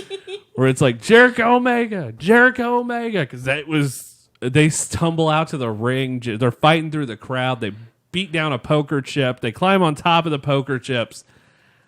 And it ends with Jon Moxley destroying Kenny Omega. And Jon Moxley sitting on the poker chips in Double or Nothing. It was a great ending. Okay, so number one, they did the moment in their first pay-per-view, which they still have to do a big moment in television. Yeah. Let's call this what it is. The night that whatever their TV show's called airs the first episode, they have to do a big moment. Yeah. And I'm sure they will. I thought the matches in Cody Dustin was the big moment for the night. I was fucking wrong. Because when Jon Moxley came out, I was going, well, they just pulled the fucking trigger. I don't know if this is where he was supposed to be originally. I think Shawn Spears was number 21 in that Battle Royal. I don't think the original plan was for the Battle Royal winner to get the title match. I think Hangman was supposed to beat Pac. I think it was supposed to be... The winner of those two matches are going to be the title match. Yeah, that's a tournament. And the big surprise for that was Shawn Spears, which would be great. And Shawn Spears would have won. I believe that's how that would have went down. Because I think Jericho was going to win no matter what. And I said that even in our last episode because... And we assumed that if Paige was on a one-on-one match with literally anybody, he was going to win because he's going to be the first champion. Unless it was one person and it was Punk. And yeah. I don't think, and I do agree that I don't believe CM Punk's ever coming back to wrestling, but... Which is fine. But, there's a but there. Tony Khan talked about him at the presser last night after the show and said, we're now got a really good rapport and we're talking almost daily. And I went, fuck. Because Tony Khan seems like a really laid-back, awesome kind of dude. Yeah. And if you haven't seen the StarCast 3 logo yet, you should. That's all I'm going to tell everybody. Okay. I'll show it to you after the show. It's in Chicago, but it's the Chicago flag. Of course it's the Chicago flag. Mm-hmm. But it looks like CM Punk's trunks. So they may have actually... You think they've got him and they're holding on to him until August? I would. Because you know the roast Ric Flair is going down with that bad boy. Get well soon, Rick. But yeah, at the end of AEW, Jon Moxley's debut, and then they posted he's All Elite. WWE is pissed. Okay, Vince McMahon is ready to kill somebody, I'm sure. You've watched a lot of wrestling with me. I have. Where does this rank on shows for you? Give me like the last 4 matches time, by the way. This is very near, if not the top. Because you can't count all in because we were there. Like, this is one of those situations. Cody and Dustin. Yeah. Was 22:30. Perfect time. Young Bucks and Lucha Bros 24:55. Okay. Jericho Omega 27 on the dot.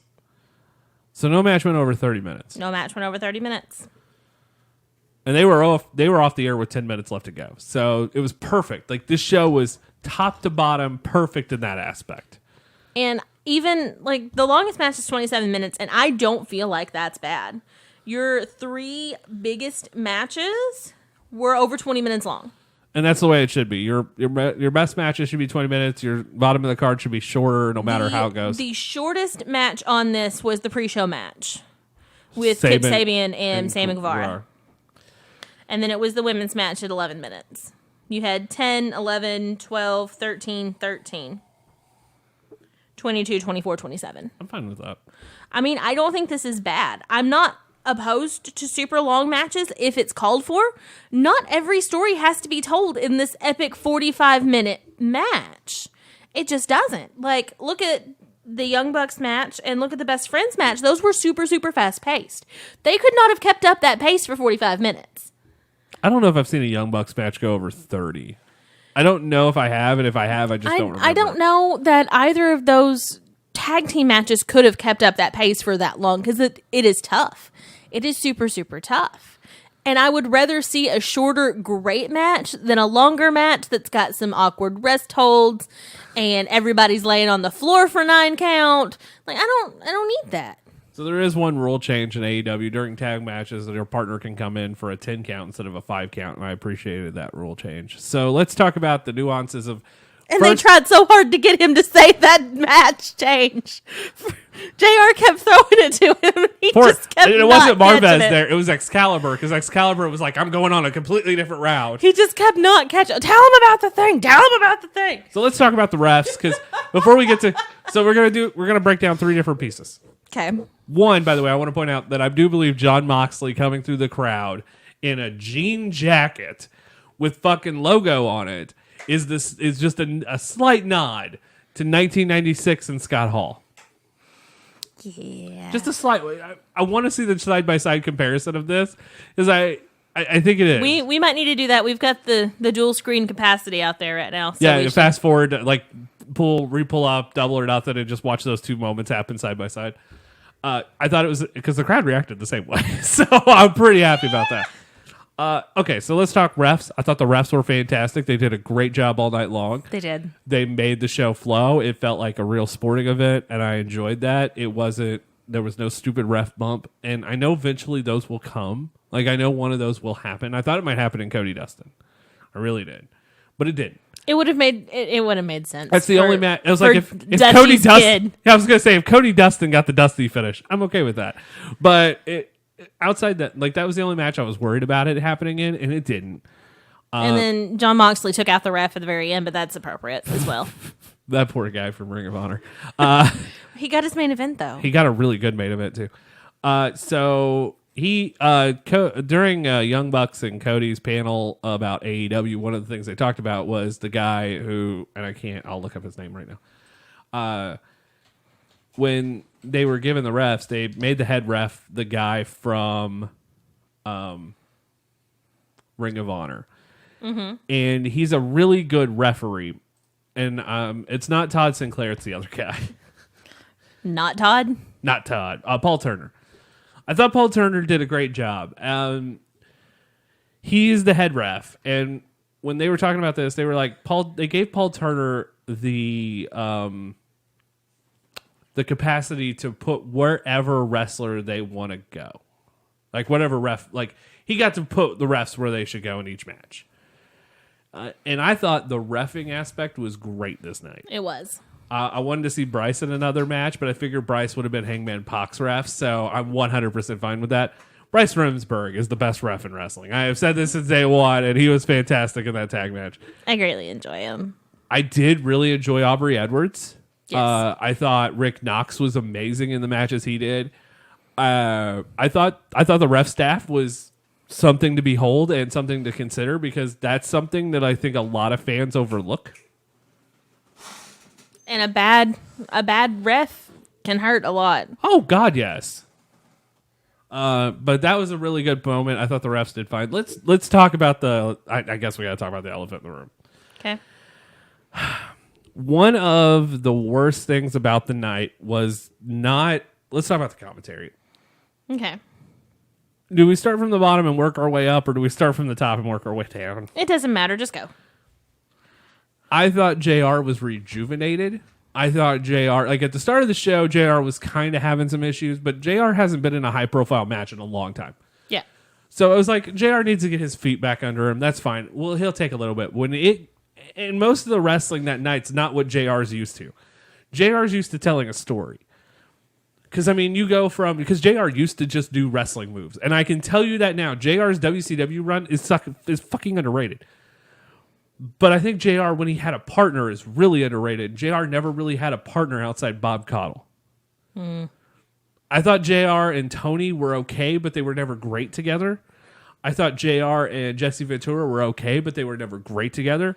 Like, JR had to carry almost everybody he was with. Yeah. He didn't have to carry Tony, but it was two play-by-play guys. And that's just hard. Last night, it was two play-by-play guys, but I'm going to go into that. So, JR finally caught his footing during the women's match, I thought. I thought it was just like, okay, so the first match, it was really fast-paced, and JR hasn't called a fast-paced match in a while, other than what's on Access, but they're usually in a studio for that. And I'm not going to say anything bad, but I think when New Japan aired on Access Live, when they did the Long Beach event, and whatever events were in the U.S., I think JR was checked out. I don't think JR has cared.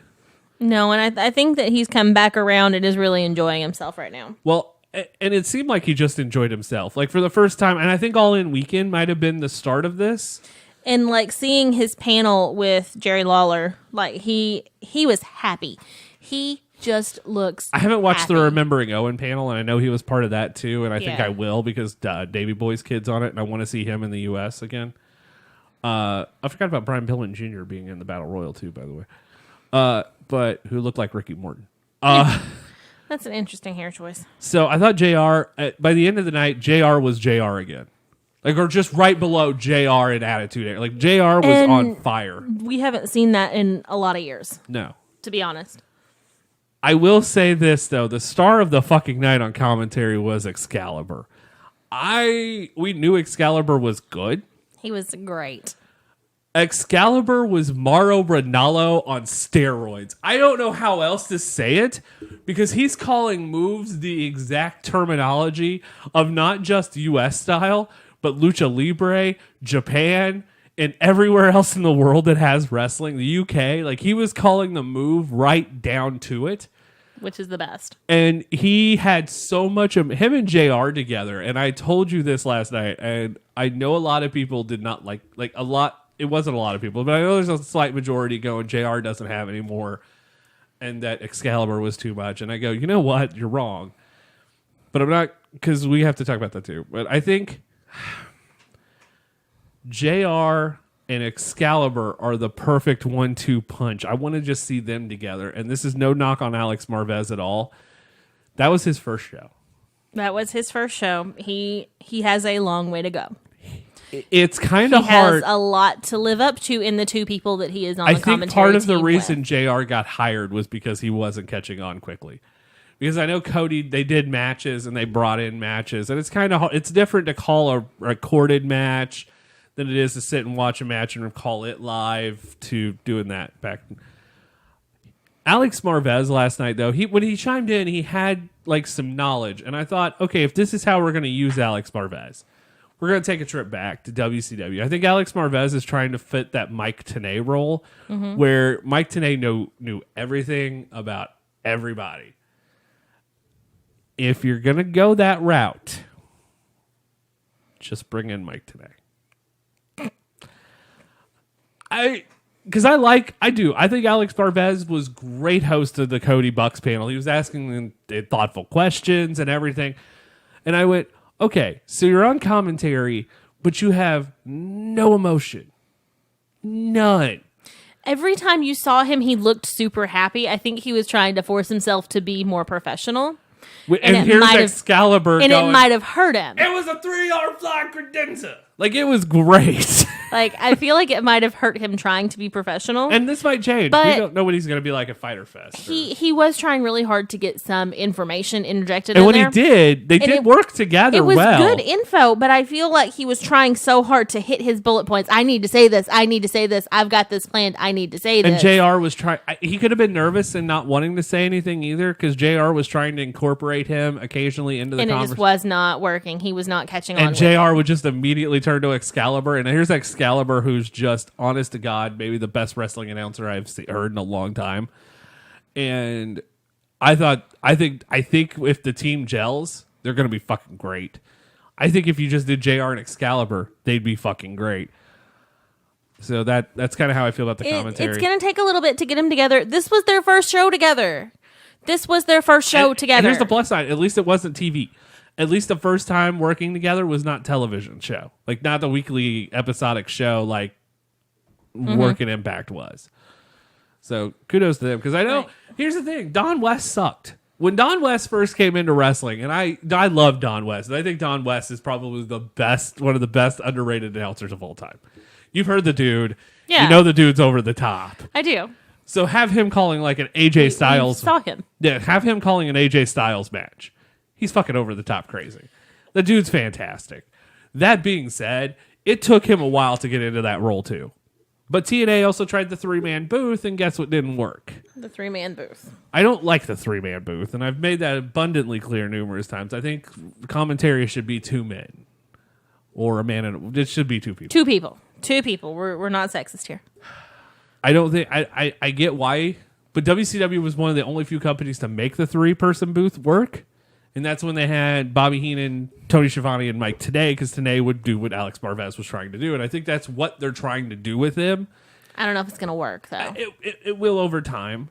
But Marvez has to be a little bit more energetic. And if he does, then that's going to be great.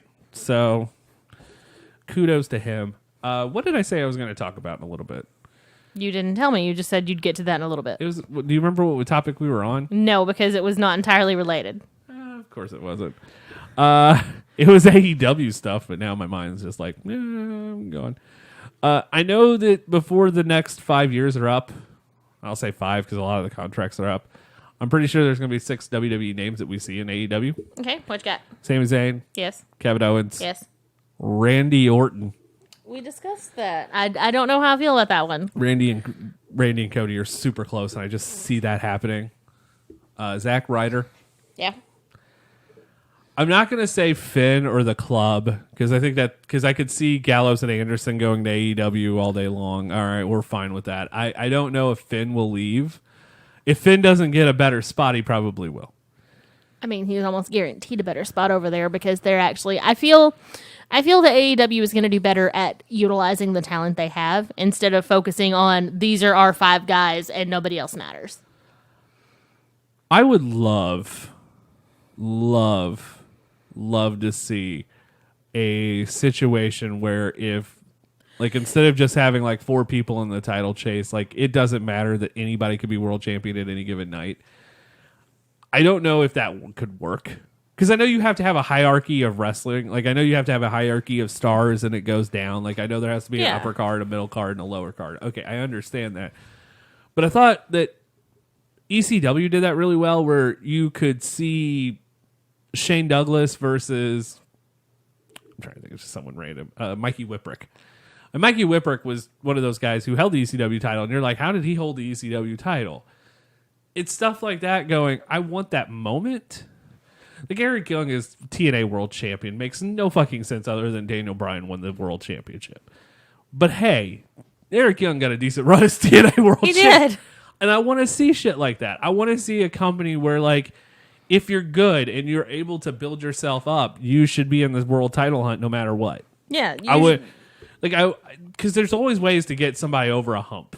There's always ways to get people over a cusp, and I hope to see that with AEW so much. And I do think they're going to have a better balance than we've seen in recent years because I feel like they're just more open overall than specifically Vince. Like it's not. I don't feel like it's WWE as a whole so much as the trouble is coming from the top because there's one person in almost complete creative control. Right. Who has a very black and white thought of this is what wrestling should be and this is what it shouldn't. If that makes sense. I got you. I think there was a lot of great moments last night that are going to go down in history. And I think we're going to look back at last night and go, okay, so most companies, that's funny as shit. Apparently Jericho told StarCast he wasn't coming. And instead of Jericho being there, Jericho had them walk out a cardboard cutout of Chris Jericho. And that's what they've been showing on Fight for the last hour. It's just this cardboard cutout of Jericho. Because he couldn't make it? Or? No, because he didn't want to, because he never got a thank you. Oh. Great storytelling. Great storytelling. God, I love wrestling sometimes. We didn't touch on this, but I loved Jericho's entrance last night. Oh, where they go through the history of Jericho, like they do Yeah. the Lionheart version, the cool list, jacket and the list of Jericho. I think it was cool seeing everybody in the crowd too, like seeing Tony Schiavone sitting front row, looking like he was enjoying himself to be a wrestling fan. Ron Funches going crazy. JWoww from the Jersey Shore was in the front row. She's a huge wrestling fan, and I forgot about that when I saw her. I was like, holy shit, that's JWoww. Because Sammy Guevara and Kip Sabian, I kept saying, I was like, is that JWoww? What the hell? I thought as a whole, this was a really great debut for a company. It was. I think this was as strong as the debut could be. And I think this company is going to continue going places. I know next is Fyter Fest. I love it. I'm sorry. I love it. Which is also going to be Jon Moxley's in-ring debut for the company. So they've already made that a must-see event. Yeah. Fight for the Fallen. We know we got Cody and Dustin versus the Young Bucks. Which is gonna makes that a must-see event. Yeah, brothers versus brothers. We're also going to see Allie versus Brandy. And the debut will be a Priestley in AEW. I think Kenny and Shima at Fight for the Fallen as well. I think they announced that last night. They did, and I'm actually really excited about that. All Out's coming up in August. Tickets go on sale June 14th. Going to be trying real hard to go to that. I don't want to say that they're going to come in and kick WWE's ass. I don't think that's going to be... They might in the ratings. I don't know if ratings matters now, but... I think in the ratings, they're definitely going to do better, but WWE's experiencing terrible ratings because they're giving a terrible weekly product.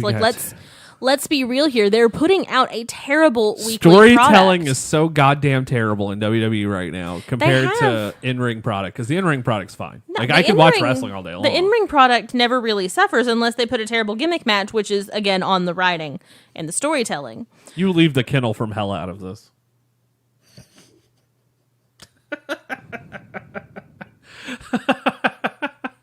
don't even know if you've seen that. I have. Dog shit. By the way, Rock drops Davey Boy Smith in dog poop, and in a show where Michael Cole just screams, "He rock bottom in the dog poop, and the dog poop, and the dog poop, rock bottom in the dog poop," for like 20 minutes. Probably because Vince wanted to make sure everybody knew it was in the dog poop. Oh God, and JR made that abundantly clear too. Go out of your way to watch the JR and Jerry Lawler panel. And Stings. I thought Stings was really good too, where he's just like, "Thanks, Tony. Are you saying I'm the reason WCW died?" That was pretty funny. I think wrestling right now is in a weird renaissance era because outside WWE, everything's hot. You could touch wrestling and it's hot. Like all the independents are doing decently well. It's got some recognition.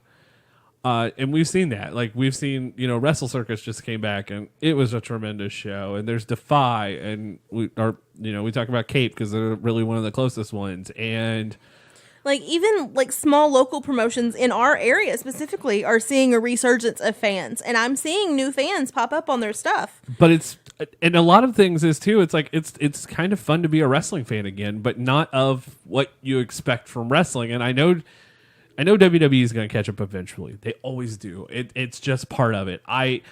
We talked about this. Like, I know that there's going to be a vote of probably no confidence soon. I'm not saying this to be mean. I just don't see Vince being in charge for a long period of time, because something's going to happen, because Raw keeps dropping ratings. I don't think the 24/7 championship is going to give a fucking hill of beans. But I did learn something about that. I think it's hilariously wonderful, though.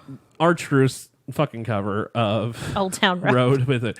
But I know why the championship was created now. Okay. USA's freaking out and said, we need you guys to do something for the third hour, and sent Vince a list of ideas.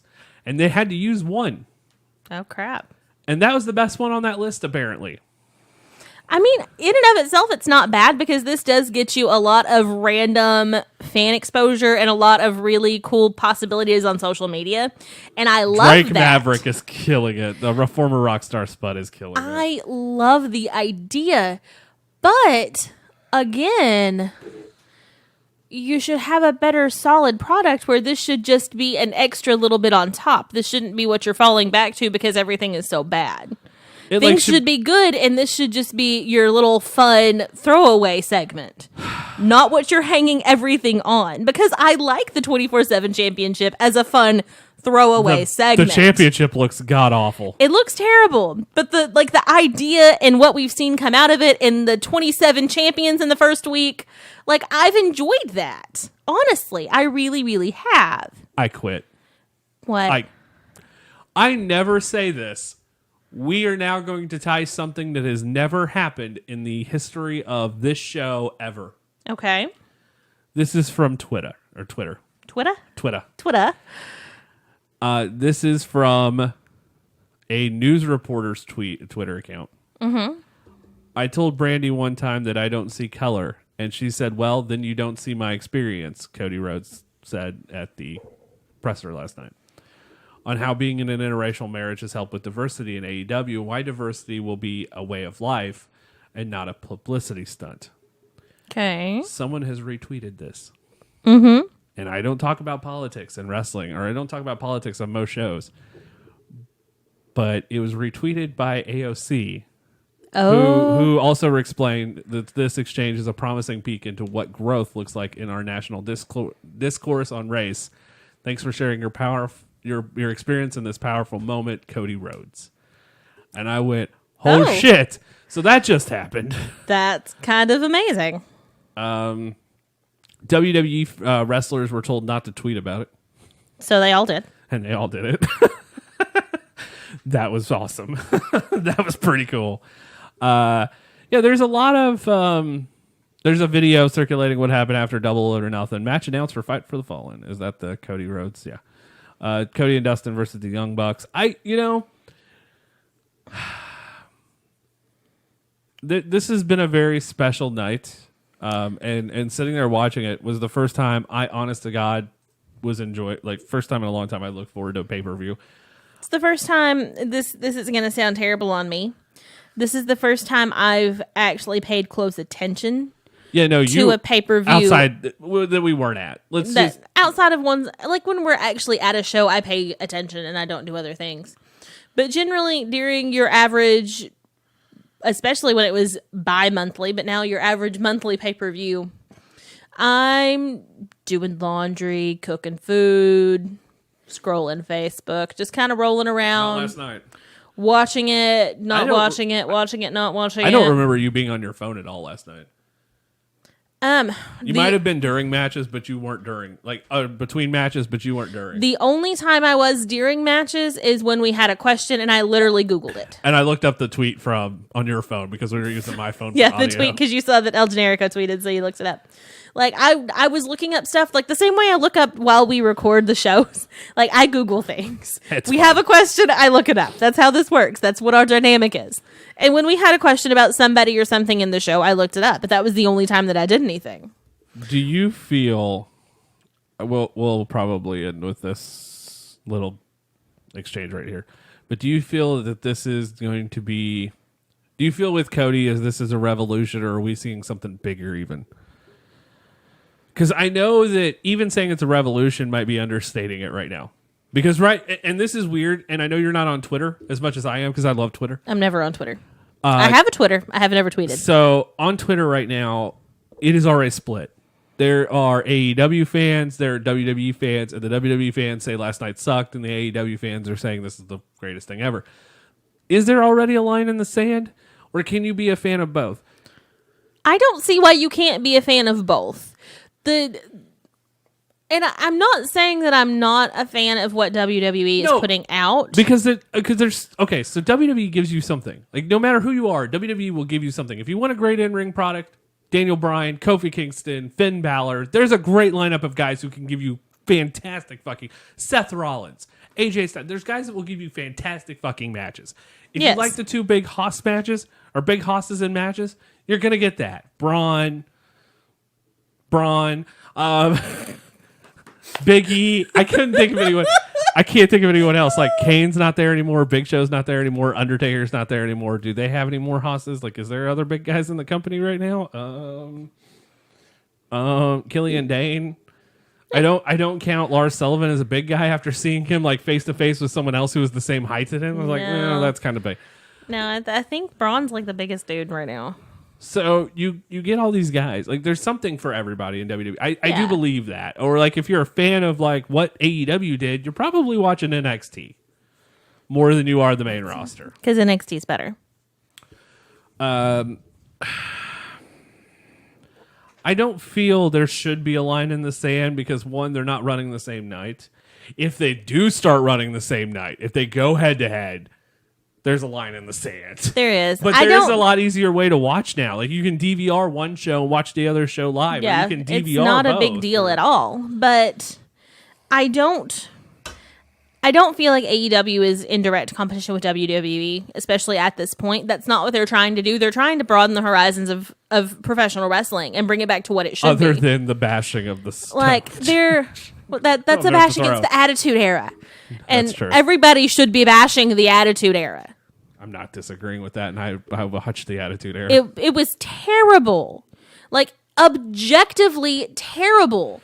Very often. Yeah, there's a lot of stuff in the Attitude Era that if I go back and watch now, I can't. Like, everybody that has a nostalgia for it probably has not watched it since it happened. I'm all with. I told you I watched one of the pay-per-views, and it's hard to watch. It was okay. Like, the pay-per-view was fine, but it's like I'll watch the Raw after the pay-per-view and went, oh, this is bad. No. It's bad, and you should feel bad for liking it.